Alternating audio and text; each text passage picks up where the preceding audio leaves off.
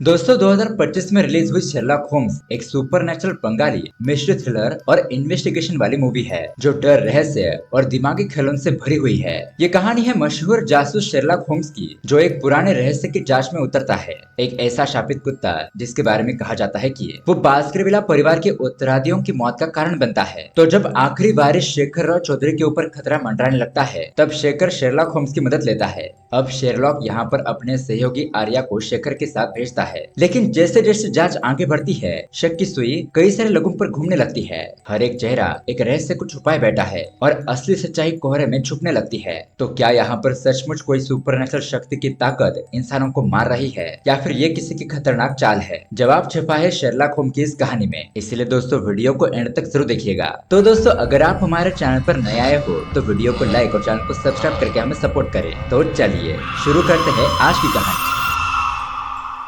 दोस्तों कहानी की शुरुआत होती है काली घनी अंधेरी रात से, जहाँ पर हम एक आदमी को देखते हैं। वो किसी के घर के अंदर चुपचाप घुस जाता है, तुरंत ही वहाँ पर कुछ ढूंढने लगता है। तो वही दूसरी तरफ हम उसी जंगल में एक कैदी को भागते हुए देखते हैं और कुछ पुलिस वाले उसे पकड़ने के लिए उसका पीछा कर रहे थे। अब यहाँ पर उस घर में उस आदमी को यीशु की मूर्ति मिलती है। वो उस साइड वाली जगह को तोड़कर उस मूर्ति को निकाल लेता है, फिर उस घर से तुरंत ही बाहर आकर अपनी कार में बैठ जाता है और वहाँ से जाने लगता है। अब दोस्तों ऐसा लग रहा था कि वो मूर्ति बहुत ही कीमती है। अब इतने में ही अचानक ही वो मुजरिम उसके कार के सामने आ जाता है, लेकिन फिर वो भागते हुए आगे निकल जाता है। अब थोड़ी देर आगे जाने के बाद उस आदमी की कार अचानक ही बंद पड़ जाती है, इसलिए वो कार को वहीं पर छोड़कर मूर्ति को हाथ में लेकर जंगल की तरफ भागने लगता है। लेकिन तभी वो एक जगह पर फिसल कर गिर जाता है और यहाँ पर हम किसी नन की आत्मा को भी देख पाते हैं, जिसकी आंखों से खून बह रहा था और वो बहुत ही गुस्से में लग रही थी। इतने में ही अचानक वहाँ पर एक भयानक कुत्ता आ जाता है और वो उस मूर्ति को लेकर भाग रहे आदमी को काटकर मार डालता है और ये सीन यहीं पर कट हो जाता है। और दोस्तों इस मरे हुए आदमी का नाम होता है अमरेंद्र चौधरी। खैर अब उसके अगले सीन में हमें लंदन का सीन दिखाया जाता है। यहाँ एक जगह पर हम डॉक्टर आर्या सेन को देखते हैं। वो किसी से मिलने के लिए आया होता है, लेकिन तभी अचानक उसके ऊपर एक आदमी हमला करता है। लेकिन तभी वहाँ पर एंट्री होती है हमारे कहानी के हीरो शेरलॉक होम्स की। ये एक जासूस होता है, यानी कि प्राइवेट डिटेक्टिव भी कह सकते हो। और ये इतना शातिर और तेज दिमाग वाला होता है कि किसी को भी आसानी से चकमा दे सकता है और बड़े से बड़े उलझे हुए केस को भी सॉल्व कर सकता है। अब यहाँ पर वह उस आदमी को मारपीट कर आर्या को उससे बचाता है और पुलिस वहाँ पर आकर उस आदमी को ले जाती है। फिर शेरलॉक आर्या को लेकर अपने रूम पर आ जाता है। अब यहाँ पर हमें पता चलता है कि दरअसल आर्या एक डॉक्टर होता है जिसकी पढ़ाई अभी भी चल रही थी, लेकिन वो शेरलॉक के साथ मिलकर काम करना चाहता था, यानी कि उसके फॉरेंसिक डिपार्टमेंट की तरह। अब यहाँ घर में आने के बाद हम देखते हैं कि आर्या के बिना बताए ही शेरलॉक होम्स उसके बारे में बहुत सारे डिटेल्स बताता है। ये देखकर तो आर्या शॉक रह जाता है। वो उससे पूछता है कि तुम्हें सब कुछ कैसे पता? मैंने तो तुम्हें कुछ भी नहीं बताया कि मैं कहाँ से आया हूँ, कहाँ से पढ़ा हूँ। तो शेरलॉक उसे कहता है कि अरे यार कुछ नहीं, बस हमारे आसपास जो भी घटित होता है उसे हमें बारीकी से ऑब्जर्व करना चाहिए, तो हमें सब कुछ पता चल जाता है। तुम्हारे बैग के ऊपर थोड़ी बहुत तुम्हारे बारे में जानकारी लिखी है और तुम्हारे यहाँ पर आने से पहले मैंने तुम्हारे बारे में थोड़ी बहुत रिसर्च भी कर ली थी, जिससे कि मैं सारी बातें तुम्हें बता सका। तो अब यहाँ पर उसकी सारी बातें सुनने के बाद आर्या उससे इम्प्रेस हो जाता है और कहता है कि तुम एक बहुत ही होशियार जासूस हो। फिर आर्या उससे पूछता है कि तुम ये काम कब से कर रहे हो? अब शेरलॉक होम्स बताता है कि असल में वो बंगाली क्रिश्चियन थे। उसके पिताजी इंडिया में डीसीपी थे और वो एक बहुत ही सीधे साधे आदमी होते हैं। शेरलॉक जब 10 साल का था और उसका भाई 15 साल का, तब उनके माता पिता के बीच में डिवोर्स हो गया और उसकी माँ बड़े बेटे को लेकर लंदन में चली गई। फिर अपने आगे की पढ़ाई शेरलॉक ने अपने पिता के साथ ही की। इसी तरह से कुछ साल बीत गए। अब अचानक ही पुलिस स्टेशन में एक केस आया कि वहाँ पर एरिया में एक बुजुर्ग महिला ने आत्महत्या कर ली है।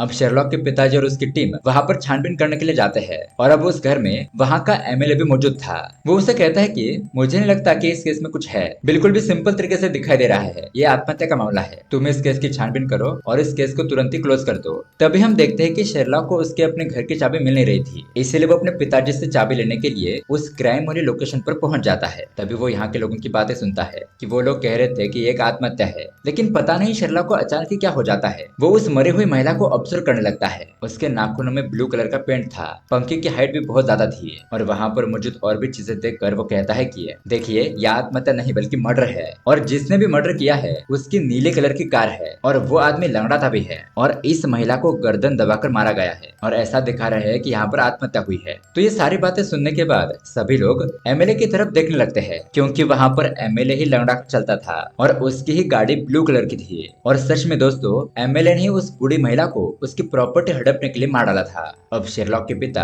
अपने बेटे को लेकर वहाँ से भाग जाते हैं क्योंकि एमएलए और उसके आदमी उन दोनों का पीछा कर रहे थे ताकि उन्हें खत्म कर सके, क्योंकि अगर ये बात यहाँ से बाहर चली गई तो उनके समाज में बहुत बदनामी होगी और उनका पॉलिटिकल करियर भी खतरे में आ सकता है। इसलिए शेरलॉक के पिता उसे कहते हैं कि तुम्हारा अब यहाँ पर रहना खतरे से खाली नहीं है, मैंने तुम्हारा वीजा बनाकर रख दिया है और तुम्हारे लिए कुछ पैसे भी इकट्ठा करके रखे थे, तुम वो सब कुछ लेकर यहाँ से लंदन चले जाओ अपने भाई के पास। और इस तरह से दोस्तों शेरलॉक इंडिया से यहाँ लंदन में आकर बस गया था और अब वो अपने प्रोफेशन की वजह से यहाँ पर अकेले ही रूम पर रेंट पर रहता था और अब यहाँ पर डॉक्टर आर्या भी उसके साथ रहने वाला था। तो यहाँ डॉक्टर आर्या को उसकी कहानी बहुत ही इंटरेस्टिंग लगती है। वो कहता है कि तुम्हारे साथ काम करने में मजा आएगा, लेकिन तुम इतने एक्टिव कैसे हो? शेरलॉक बताता है कि मुझे बचपन से ही आदत है, मैं एक जगह पर शांत बैठ नहीं सकता, मुझे कुछ न कुछ छोटे मोटे केस सॉल्व करते रहना पड़ता है, वरना मैं बीमार हो जाता हूँ, मुझे फिट्स आने लगते हैं। खैर अब इसी तरह से 15 दिन बीत जाते हैं तो उसके अगले सीन में हम शेखर नाम के एक बहुत बड़े बंदे को देखते हैं। वो अपने वकील कय्यूम से बात कर रहा होता है और किसी केस के सिलसिले में वो यहाँ पर आया था। वो अपने वकील से उस सुपरनेचुरल कुत्ते के बारे में पूछता है। वकील कय्यूम कहता है कि मुझे लगता है कि इस विषय के बारे में हमें सामने बैठकर ही बात करनी चाहिए। तो शेखर ठीक है ऐसा कहकर फोन कट कर देता है। अब यहाँ इस तरफ हम देखते हैं शेरलॉक होम्स आराम कर रहा होता है क्योंकि अभी तक उनके पास कोई खास केस नहीं आया था। तभी उस घर की मालकिन आकर उसे बताती है कि शेखर नाम का बंदा तुमसे मिलने के लिए आया है। तो शेरलॉक कहता है कि ठीक है उसे अंदर भेज दो। अब हम देखते हैं कि शेखर 2 सीढ़ियां चढ़ता और थोड़ा रुकता फिर आगे चढ़ता और यहाँ अंदर कमरे में बैठकर एग्जैक्टली यही बात शेरलॉक डॉक्टर आर्या को बता रहा होता है और वो कहता है कि अब देखो दरवाजा ओपन करके शेखर अंदर आ रहा होगा और एग्जैक्टली उसी टाइम पर शेखर दरवाजा ओपन करके अंदर आता है। इससे हमें पता चलता है कि वो कितनी सारी बातों पर ध्यान रखता था। अब शेखर अपना नाम बताता है और कहता है कि हाल ही में मेरे अंकल अमरेंद्र चौधरी के साथ बहुत ही बुरा हादसा हुआ।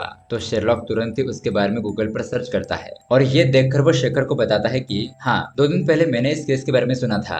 बास्कर विला नाम की एक जगह पर वहाँ के जंगल में तुम्हारे अंकल की डेड बॉडी मिली थी। पुलिस का ऐसा कहना था कि किसी जानवर ने उनके ऊपर हमला किया था और उनकी कार थोड़ी दूरी पर मिली थी। तो शेखर कहता है कि हाँ यही बात है, लेकिन मुझे इसमें कुछ गड़बड़ फील हो रही है। उस एरिया में हमारा पुराना बंगला है, हम वहाँ पर आते जाते रहते हैं और उसी एरिया में एक बहुत पुराना घर भी था जहाँ पर मेरे परदादा राजेंद्र चौधरी एक मूर्ति को चुराने की कोशिश में गए थे, लेकिन उस हादसे में वो भी मारे गए। उसके बाद अब यहाँ पर मेरे चाचा अमरेंद्र चौधरी गए थे और उस मूर्ति चुराने की कोशिश में उनकी भी मौत हो गई। कहा जा रहा है कि वहाँ पर सुपरनेचुरल कुत्ते ने उन लोगों को मार डाला और तब से उस जानवर का हमारे परिवार के ऊपर कर्ज है। लेकिन इन सब के बारे में असली सच्चाई क्या है ये मैं जानना चाहता हूँ, इसलिए केस सॉल्व करने के लिए मुझे तुम्हारी मदद की जरूरत है। उन्होंने वो मूर्ति चुराने की कोशिश क्यों की ये तो मुझे नहीं पता, लेकिन अब मैं उनके खानदान का इकलौता वारिस हूँ, इसलिए मुझे लग रहा है कि मेरे ऊपर भी खतरा मंडरा रहा है। अब मैं इसी जगह पर काम करता हूँ और यहीं पर रहता हूँ। ऑक्सफोर्ड यूनिवर्सिटी में हिस्ट्री का प्रोफेसर हूँ। मैं खुद ही स्टूडेंट को पढ़ाता हूँ कि अंधश्रद्धा पर विश्वास ना करना, लेकिन अगर कुछ चीजें अपने साथ ही घटित हो जाए तो आपको भी इन बातों पर विश्वास करना ही पड़ता है। इस तरह से उसे मिला हुआ एक कागज का टुकड़ा वो शेरलॉक को दिखाता है। वो जिस होटल में रहता था वहाँ पर उसे मिला था। उसमें लिखा था कि तुम भास्कर विला के एरिया में मत जाओ वरना तुम नहीं बचोगे। तो शेखर कहता है कि ये रहा मेरा कार्ड, इस केस के सिलसिले में तुम मुझसे मिलने के लिए आ सकते हो। ऐसा कहकर अब शेखर वहाँ से चला जाता है। तभी शेरलॉक खिड़की से देखता है कि एक आदमी उनके घर की तरफ नजर रखे हुए है। वो तुरंत ही नीचे जाकर उसे पकड़ने की कोशिश करता है, लेकिन वो आदमी वहाँ से भाग जाता है। अब उसके अगले सीन में हम देखते हैं ये सभी लोग वकील कय्यूम से मुलाकात करते हैं। तो वकील शेखर से पूछता है कि तुम्हें जासूस रखने की क्या जरूरत पड़ी? शेखर कहता है मुझे धमकी भरा लेटर आया है और मुझे इस केस के तह तक जाना है। आप इन लोगों को उस सुपरनेचुरल हाउंड के बारे में बताइए। तो यहाँ पर वकील बहुत साल पुराने पेपर्स को निकालता है जहाँ पर उस सुपरनेचुरल कुत्ते के बारे में लिखा हुआ था। अब शेखर के परदादा राजेंद्र यीशु की मूर्ति पाने के लिए उस घर में गए थे, तो वहाँ पर उन्हें वो मूर्ति तो मिल गई थी, लेकिन एक नन लड़की वहाँ पर आकर उन्हें रोकने लगती है। लेकिन राजेंद्र उस लड़की की तरफ आकर्षित हो जाता है और उसका पीछा करके उस लड़की के साथ गलत काम करने की उसकी इच्छा थी, लेकिन नन खुद को बचाने के लिए वहाँ से भागने लगती है। अब जंगल में भागते वक्त राजेंद्र उसे बंदूक से गोली मार देता है और वो लड़की वहीं पर मर जाती है। तो दोस्तों पिछली बार हमने जिस नन की आत्मा को देखा था ये वही नन की आत्मा थी। अब दोस्तों राजेंद्र ने तो उस नन को मार दिया था, लेकिन तभी अचानक वहाँ पर वो भयानक कुत्ता आ जाता है और राजेंद्र को चीट फाड़ कर उसे मार देता है। कहते हैं कि वो कुत्ता वहाँ के जंगल का लीजेंड है। अब उसके बाद शेरलॉक वकील से पूछता है कि शेखर के अंकल अमरेंद्र के ऑटोप्सी रिपोर्ट में क्या लिखा था। वकील बताता है कि उन्हें डर के मारे हार्ट अटैक आ गया और उसी वजह से उनकी मौत हो गई। उसके बाद उस हाउंड ने उनके टुकड़े टुकड़े कर दिए। तो फिर शेरलॉक शेखर से पूछता है कि तुम्हें हार्ट अटैक कब आया था? अब शेखर कहता है कि 4 महीने पहले। लेकिन तुम्हें कैसे पता? तो शेरलॉक कहता है कि मैंने तुम्हारे हाथ पर निशान देखा है। फिर आगे वो थोड़ी रिसर्च करता है और उसे पता चलता है कि उनके खानदान के लोगों को ही हार्ट अटैक की प्रॉब्लम है। इस तरह से ये सारी बातें वो नोटिस करता है।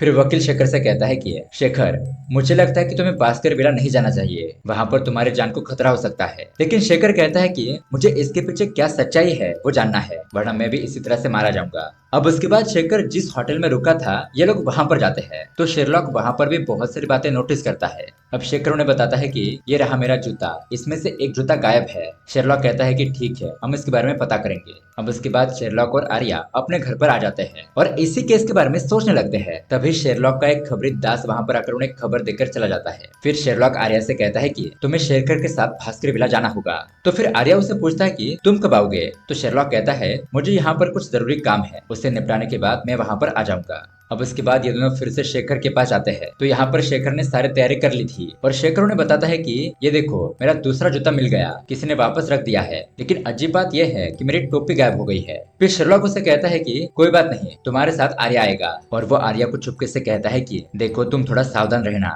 वहां पर जाने के बाद शेखर को मारने की कोशिश की जाएगी, इसलिए तुम थोड़ा संभल कर रहना और वहां पर जो भी घटनाएं हो रही है तुरंत मुझे कॉल करके बता देना। अब उसके बाद शेखर और आर्या ट्रेन से भास्कर विला तक पहुंच जाते हैं। यहाँ पर उन्हें पिक करने के लिए रहमान नाम का एक बंदा आता है और वो उन्हें बंगले की तरफ ले जाता है। अब यहाँ पहुंचने के बाद हम देखते हैं कि शेखर के खानदान का एक बहुत बड़ा बंगला था और यहाँ पर रहमान और उसकी पत्नी इस बंगले की देखभाल कर रही थी और शेखर के अंकल अमरेंद्र चौधरी यहीं पर रुके थे और कुछ दिन पहले मूर्ति चुराने के चक्कर में उनकी मौत हो गई। यहाँ इस तरफ हम शेरलॉक को देखते हैं, वो तुरंत ही होटल का सीसीटीवी फुटेज चेक करता है। तब उसे पता चलता है कि एक आदमी ने शेखर के कमरे में जाकर जूता चुराया था। फिर अगले दिन एक लड़की के जरिए वो जूता फिर से वहां पर रख दिया। अब शेरलॉक उस होटल में काम करने वाले उस लड़की से पूछताछ करने के लिए जाता है, लेकिन वो लड़की कहती है कि मुझे इसके बारे में कुछ नहीं पता। ऐसा बहाना बनाकर वो वहां से चली जाती है। तो फिर रात को शेरलॉक उस लड़की का पीछा कर रहा होता है, लेकिन तभी अचानक वो आदमी वहां पर आकर शेरलॉक के ऊपर हमला करता है। अब जैसे तैसे शेरलॉक खुद को बचाता है और उस आदमी को भी जख्मी कर देता है, लेकिन वह आदमी खुद को बचाकर वहां से भाग जाता है। अब शेरलॉक ने उस आदमी के कंधे पर एक अलग तरह का टैटू देख लिया था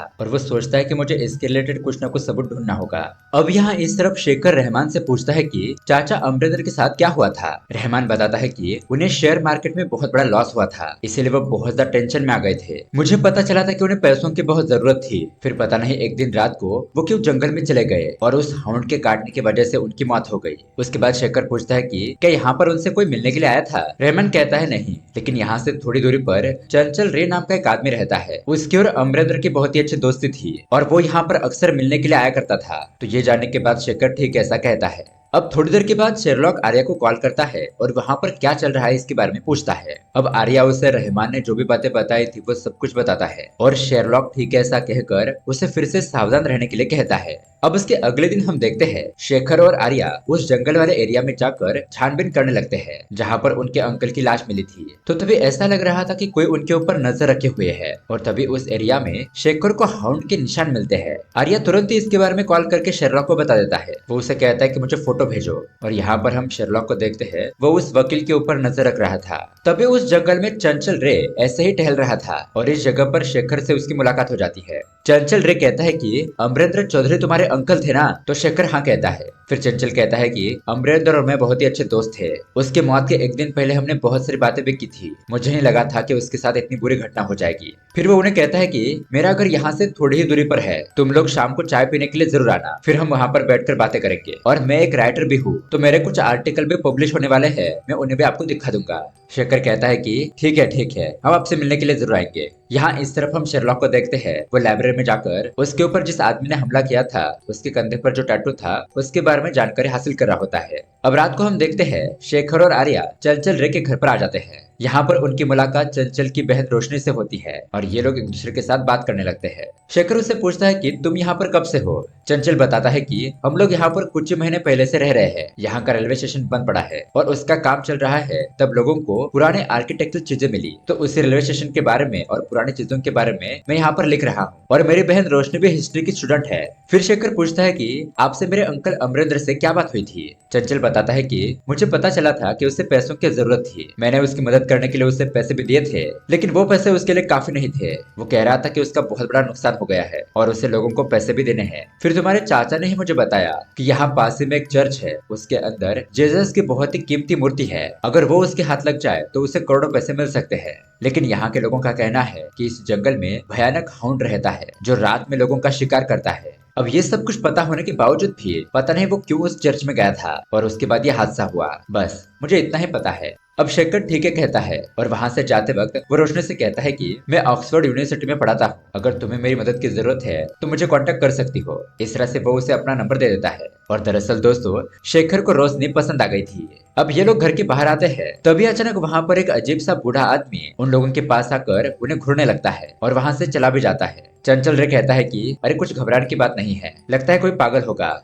उसके बाद शेखर और आर्या अपने महल वापस आ जाते हैं, लेकिन थोड़ी देर के बाद उन्हें अपने महल से कुछ अजीब सी आवाज आती है। वो एक कमरे में जाकर देखते हैं तो तभी रहमान और उसकी पत्नी खिड़की से टॉर्च दिखाकर किसी को इशारा कर रहे थे। अब यही देखने के लिए वो दोनों महल के बाहर जाते हैं, लेकिन उन्हें वहां पर कोई भी नहीं मिलता। लेकिन दोस्तों, हम उस जगह पर एक बंदे को छुपा हुआ देखते हैं। अब उन लोगों को कुछ मिलता नहीं तो इसलिए वो फिर से महल में वापस आ जाते हैं। लेकिन तभी यहाँ पर आर्या को शेरलॉक का कॉल आता है। वो उसे कहता है कि पुराने रेलवे स्टेशन के पास आ जाओ। अब आर्या वहां पर पहुंचता है, लेकिन तभी वहां पर वो पागल बूढ़ा आदमी आ जाता है। लेकिन दोस्तों, वो और कोई नहीं बल्कि शेरलॉक था, जो कि रूप बदल कर वहां पर छुपा था। अब यहाँ पर आर्या उससे सुबह से जो कुछ भी हुआ था वो सब कुछ बताता है। वो चंचल रे से मिले थे, उसने जो भी बातें बताई थी। फिर रहमान और उसकी पत्नी खिड़की से टॉर्च जलाकर कुछ इशारा कर रहे थे, इसीलिए वो लोग जंगल में देखने के लिए गए थे।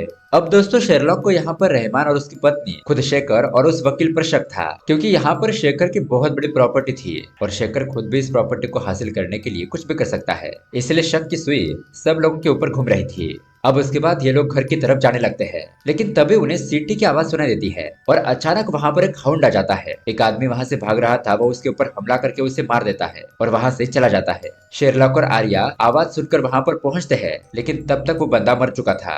तभी वो देखते हैं कि ये कोट तो शेखर का है जो कि चोरी हो गया था। अब इतने में वहां पर आवाज सुनकर चंचल रे भी आ जाता है। यहाँ पर उसकी मुलाकात शेरलॉक से होती है। फिर शेरलॉक बताता है कि इस बंदे का नाम है शाहिद, जो कि पुलिस से छुपकर यहाँ पर रह रहा था।